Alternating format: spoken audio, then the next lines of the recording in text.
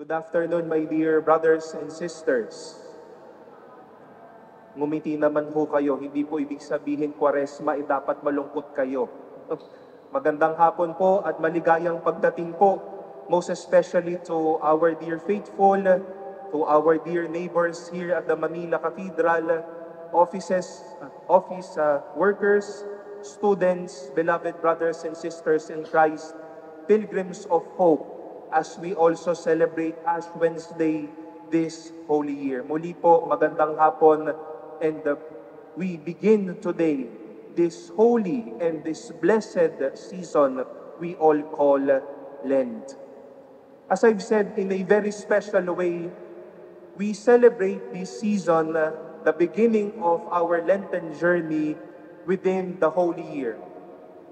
At alam naman natin na ang dinadala po nating tema sa taong ito ay lakbay pag-asa. Pilgrims of hope. All of us are pilgrims of hope. And it is good to reflect how these ashes that will be imposed over or on your foreheads can be a sign of hope for all of us.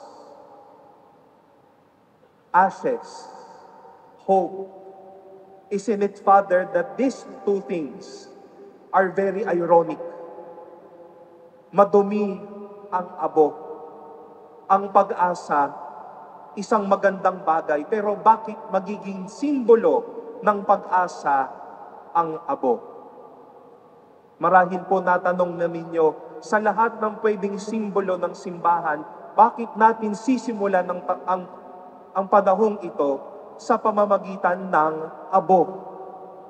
Father, pwede namang holy water para wala kaming ikahiya mamaya kung sino may pinakamalaking krus, sino may pangit, sino may very, sabi nga sa internet, yung OCD na mga tao, no?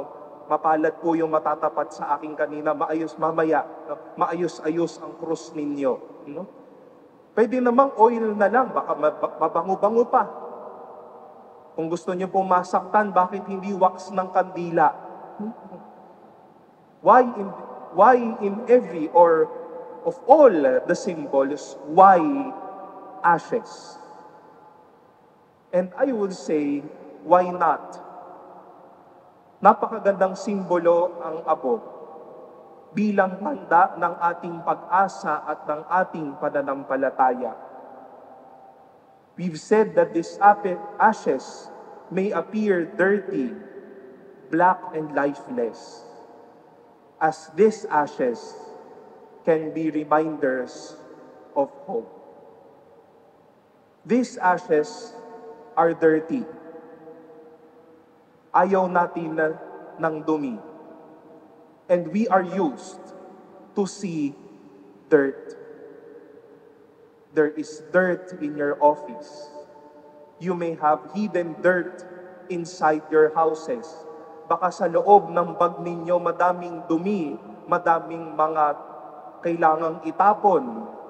Baka ho yung damit nating sinusuot, may mga kanya-kanyang mancha at dumi.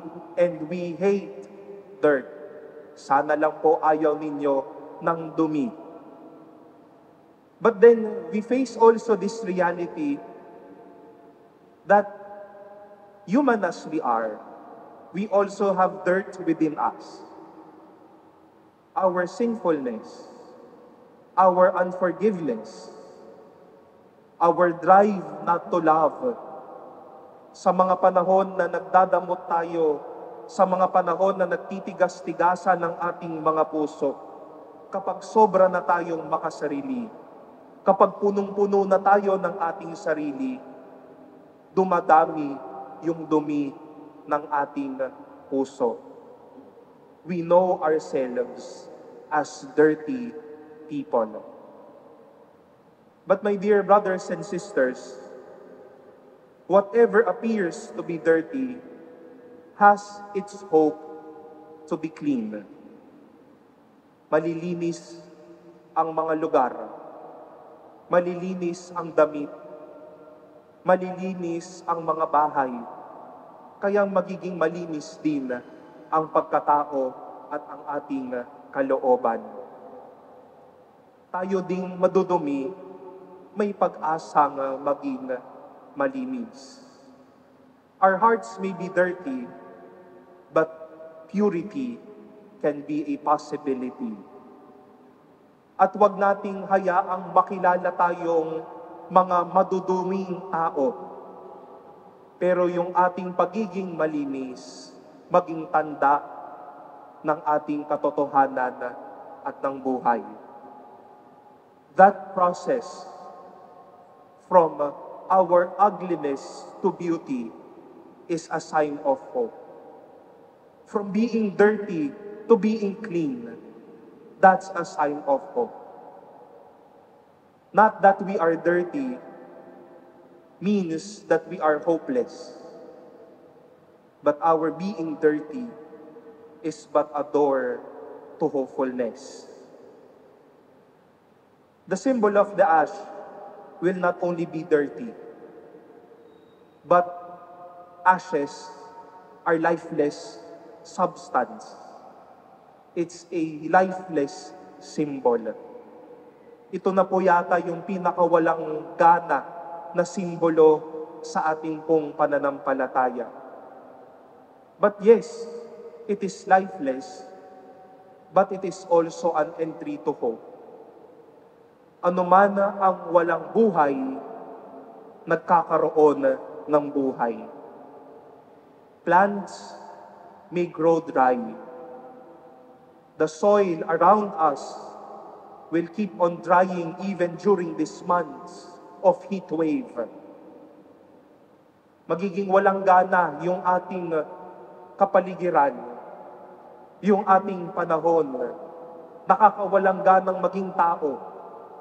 Baka may kakilala tayong mga sinasabi nga nating mga dead kids, mga taong walang gana, wala ng buhay, wala ng sigla, wala ng pag-ibig, wala ng kilig. But being lifeless doesn't mean hopelessness. Ashes may appear to be lifeless, but this reminds us of God's possibility and God's goodness to bestow life in every lifelessness. We were once dust, and because God is good, He gave us life, and we are all here. Soon, we will all be dust in our own experience of death. But God is good to give us life once more. After the homily, these ashes will be now on your foreheads. This may be dirty and lifeless, but this does not mean that we are all hopeless. Dahil anuman ang madumi, anuman ang walang buhay, malilinis, mabibigyang buhay, at may pag-asa. These ashes are our signs of hope. And we even say to ourselves, yes, I am dirty. Yes, I am lifeless. But there will be life. There will be cleanliness. There will be new chances, new days ahead of me. At kapag nalilinis sa bawat pagkadumi, pag-asa po iyan. Kapag nagbibigyan ng buhay ang bawat papatay-patay, ang bawat walang kasiglahan, pag-asa po iyan. What will be on our foreheads later may be dirty and lifeless. We are all dirty and lifeless once in a while. But it does not mean that we are hopeless. This gives us all the more the joy and the journey to be pilgrims of hope, to be people filled with hope.